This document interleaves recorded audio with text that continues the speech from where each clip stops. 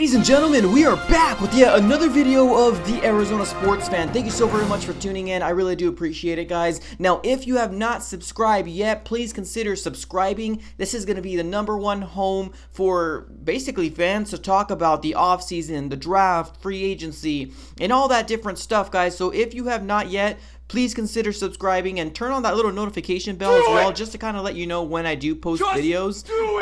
Yeah, guys, I would really appreciate it. Now, today, what we're going to go ahead and talk about is we're going to talk about how big this offseason is for the Arizona Cardinals. Now, this is a situation where Steve Keim, you can't mess this up.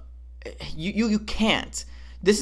We need this #1 pick that we're picking to hit. He's got to be a superstar. Now, that might be a little bit too much to ask for by Steve Keim, but honestly, with his track record and what he has done every time in the first round, he needs to hit this. Go ahead and roll that intro.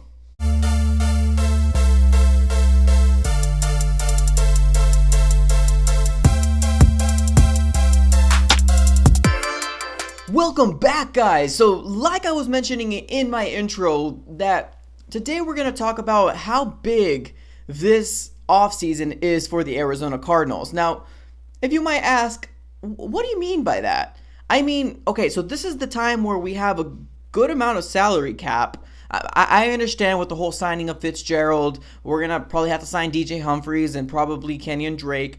The cap room won't be as big as we all think. Now, they don't have to be like the best player in their position in free agency, but we just got to make sure that we pick the right players for this game and smart players that are going to last us all season and just play aggressively. We just got to make sure that the free agents hit as well.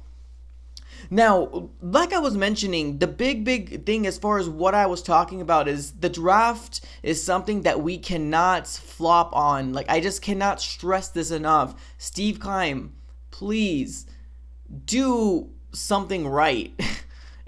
Pick this first round pick and make it a good one. Like, I would hate, for, Roger Goodell to say, with the 8th overall pick and the Arizona Cardinals, they select, freaking Justin Herbert or some dumb like that. Okay, I understand that's not going to happen. I get it. But I'm just tired of the constant, what the heck? What's going on right now? What's happening? Right now, I feel like there's 5 obvious choices. Now, I hate the fact that there's 5 obvious choices with all of them different positions. Now, I hate that. And the reason why I hate that is because there's just so many holes in this offense, in this defense, in this team in general, that we can go any which way and it fills a need for the Arizona Cardinals. And that's bad. That's seriously bad, because that's going to the whole situation of Steve Keim, you should be building this team. And we're going into the draft and through the free agency with, I need, over 5 positions to fill up.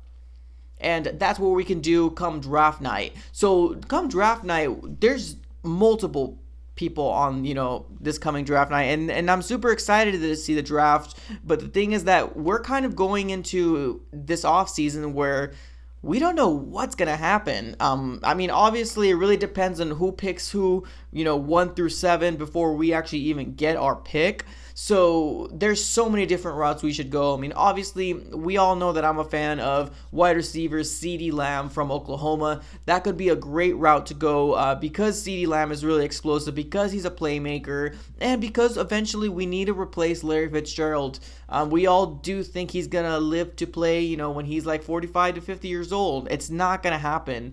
We need to start thinking of a #1 wide receiver solution. And it's a possibility that we might have him in our, depth chart right now. We have Christian Kirk, we have Keyshawn Johnson, we have Andy Isabella, we have Hakeem Butler. The truth of the matter is they need more reps. They need to be exposed more. They need to be given more exposure and given more playing time to see what they have in these wide receivers. It sucks to say that I want to get CeeDee Lamb, especially because we took 3 wide receivers last year in the draft, and now we're talking about drafting CeeDee Lamb. Like, I get it. Look, I understand what people are saying. Like, okay, we went this route. Why do you want CeeDee Lamb? The reason why I want CeeDee Lamb is because the comfortability that with Kyler Murray, I feel like it can open up a new, a new dynamic between the two. I've always wanted that camaraderie with wide receiver and with and your quarterback. And if you ask what I'm saying, Watson, DeAndre Hopkins, Drew Brees, Michael Thomas, Aaron Rodgers, Devontae Adams, Patrick Mahomes, could be Kelsey, or can it also even be Tyreek Hill, Matt Ryan, Julio Jones.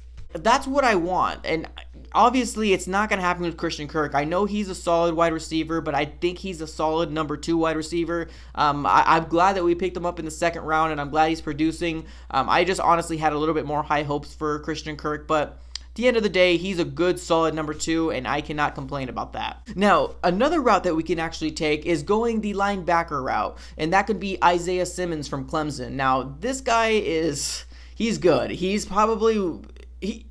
I've seen Isaiah Simmons play during the college season, and I'm super, super impressed. Now, we can also go that route. Right now, we have Jordan Hicks inside our, linebacker core, and the second linebacker core, we're kind of going through, a carousel of maybe Joe Walker, who else was there? I forgot the other guy's name, but I mean, it's obviously enough to not know who that other person is, but I like Joe Walker. He had some good stuff with them, but honestly, Isaiah Simmons will definitely add a greater dynamic because his, pass coverage skills, because his, the way he knows how to read offenses and stuff like that. I just really liked what I saw with Isaiah Simmons, and that could be a route that we can go ahead and take as well.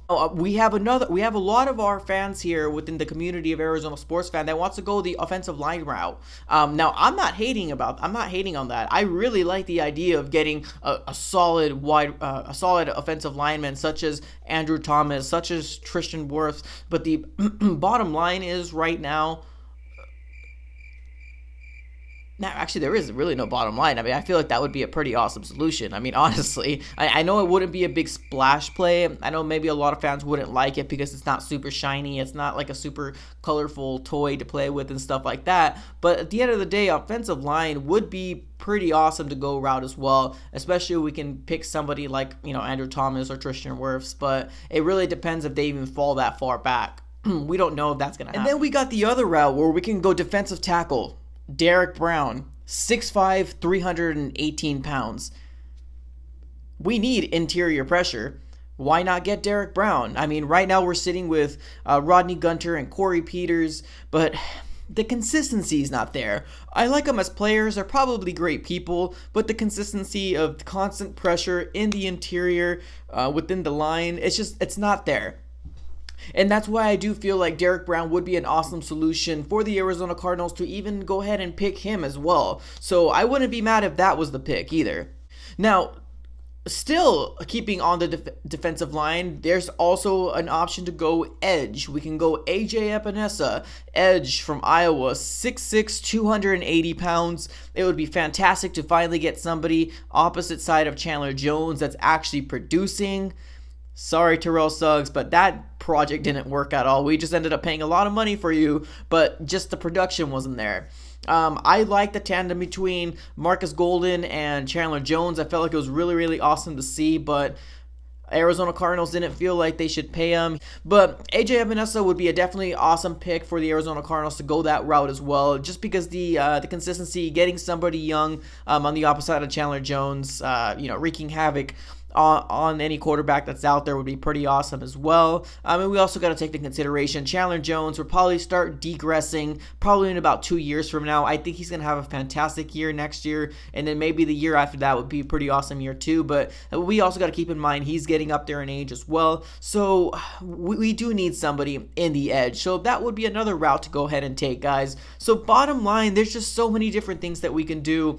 We can even trade back as well. That's the crazy part. We can trade back to somebody that's probably a needy quarterback team that's trying to jump in here and try to get one of the quarterbacks. But it's crazy. The draft night is super stressful. I'm just super glad we don't have the first overall pick again. That was probably one of the most stressful times I've ever had in my life.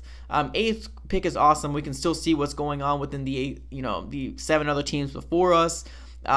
So many different things. So message to Steve Keim, please, Steve Keim, for the love of God, don't mess this up. This would be a great opportunity to turn this organization around with some young talent, with some free agent picks.